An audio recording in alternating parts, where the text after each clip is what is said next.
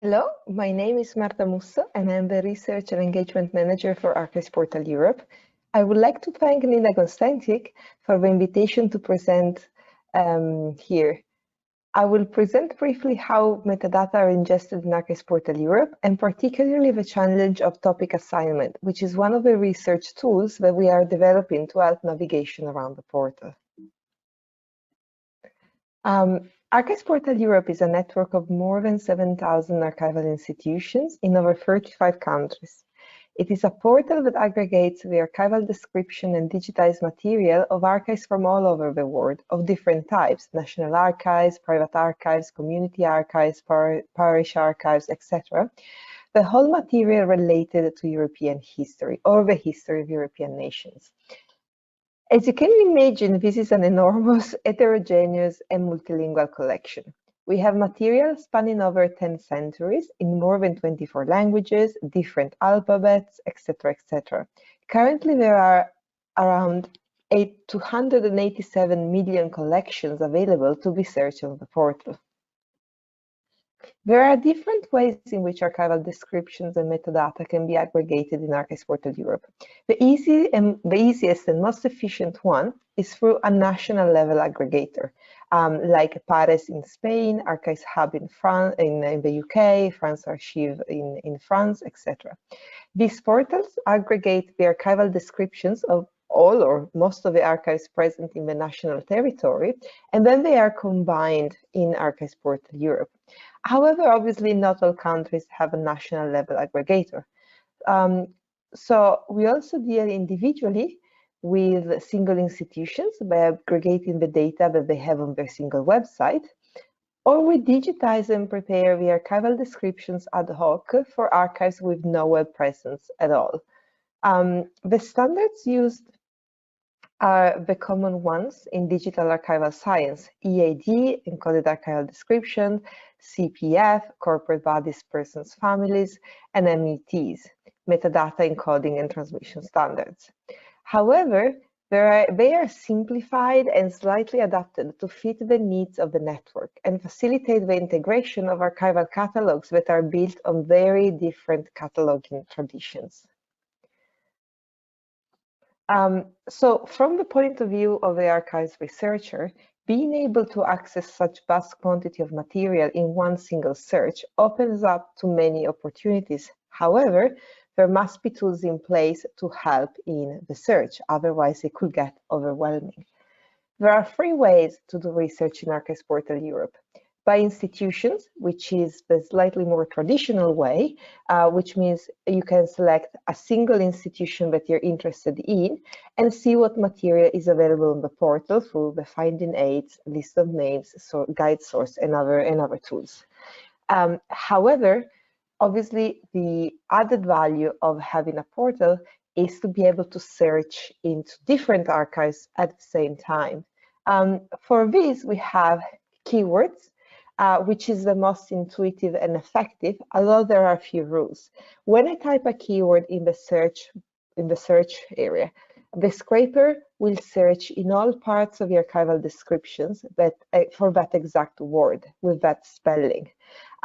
We have Boolean operators and wildcards to help with the obstacle of multilinguality. So here, for example, is the best way to search for Napoleon with different alphabets and taking care of different possible spellings thanks to the wildcards. It is also important to keep in mind that an archival description of a document about Napoleon may not necessarily contain the word Napoleon, and this becomes more obvious with other types of research. So particularly the ones that are not entity-based like Napoleon, but concept-based like health. There are very many different keywords, and not all of the ones that the searcher find may be the same one that the archivist use to create the archival description. So further aid in research is through topic. Pre-aggregated material that is tagged under a certain topic and that can be selected by the researcher. The state of topics right now in let me go back to the presentation. So the current state of topics in Archives Portal Europe is that there are about 80 topics. They are built from the UNESCO Thesaurus and the UK Archival Thesaurus system of classification, and they are currently manually assigned by the single institutions or aggregators in two ways. Either through the subject heading of the collections, e.g. a subject heading of a collection with the name Hôpital or Établissement Public d'Hospitalisation, pardon my French, literally, will be added to the topic health, santé in French. Each institution can work in the local language in the back end, but it will then look all the same in the front end. See that if I were looking for the keyword health, I will not get documents with the word hospital or public hospitality or hôpital in French, but they all belong to the same topic. So the second way of tagging, assigning a topic is through the source guides, which are high-level descriptions of more collections. This allows to tag topics faster and to more material at the same time. However, they can be more inaccurate, as perhaps not all collections in a source guide or not all documents inside the collections are necessarily related to a specific topic. There are a series of other challenges too. Not all archival descriptions include subject headings. Content providers have to map their subject heading and source guides to the central topics that are predefined by Archives Portal Europe. Not all archives operate with the idea of using topics, and it is not a tradition for everyone. And obviously, it is time-consuming to do it for the portal. Not all archives have the resources, really, in terms of person-hour. So this results in a very inconsistent coverage of topics. Currently, predominantly is for material from France, 60 topics, as there is obviously a tradition there. In Germany, 7 topics, plus a few others in Latvia, Finnish, and Polish. But it's a tiny fraction of all the material that is available in Archives Portal Europe. So in order to improve the topic tools, both for researchers and for content providers who wish to tag their content, we are developing an automated topic detection tool based on machine learning, trained with taxonomies and Wikidata. The objectives are to identify material not yet tagged with a specific topic, but related to it, not requiring subject headings to be available in the metadata in order to assign a topic, but picking up on descriptive information such as the title, the content, summary, etc. And provide an extension of keyword search that goes beyond languages and specific word. So if I search for Napoleon, it will be in any language, and it will also include words that are semantically related with what I'm searching, but that may not necessarily contain that specific word in the descriptions. So we first created a proof of concept with a test of a little over 450,000 documents, a small fraction, as I said, of the 287 million documents currently in the portal.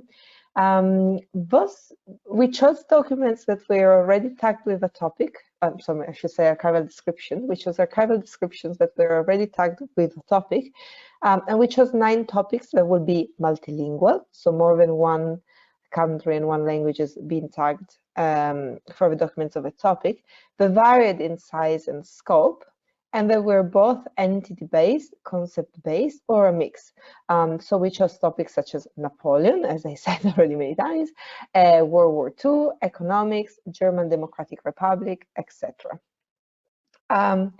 So after the proof of concept, we build a tool by expanding the sample size. We are currently in the beta testing of this.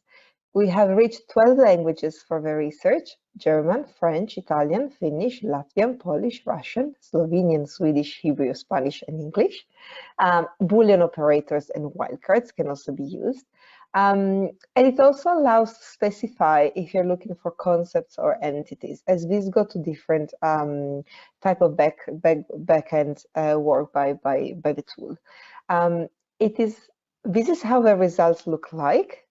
Ordered by score of closeness of the results to the selected keywords. For example, if I search for flu in English, as a concept. I get results in different languages that can be related to name of disease, epidemics, mortality graphs, etc. Loosely or less loosely related, loosely or more closely related to flu. Currently,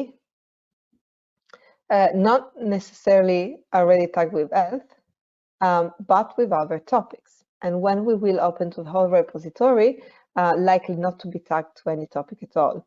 So this tool can be useful both for researchers to create their own topics in a way, to save them at least in their, according to their criteria in their private area on the portal, related to what they need and not what's been predefined by Archives Portal Europe as type of topic.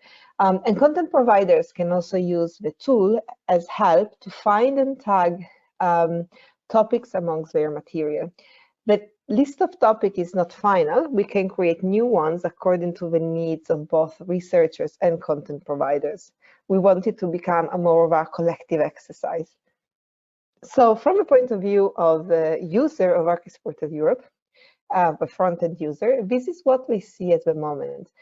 They select the topic of the list. For example, let's say with health. They access a description that you can see on the left-hand side of the screen. And then if they click search within topic, they access, they will go to the list of documents that are tagged with that topic. However, whatever users search on the portal, this is a generic search and an example of a result with just a generic keywords. They will see a series, so whenever they have a document as a result, they will see a series of actions that they can perform, including make a suggestion, which will allow the user to make a series to perform a series of actions, amongst which assigning to a topic, which is going to be, we hope, of great value for us to be able to expand the topic in a more crowdsourced way. Overall, we want to consider APE as a network of archivists and researchers who can collaborate to make the portal more and more full of information, easier to navigate. In a way, we want it to be an implementation of a social machine, the way in which Tim Berners-Lee had imagined that the web should be, an interaction between people and interaction between machines that create more knowledge. So thank you for the attention, and we will be at disposal for any questions you can have or help in navigating through the portal. Thank you very much. Goodbye.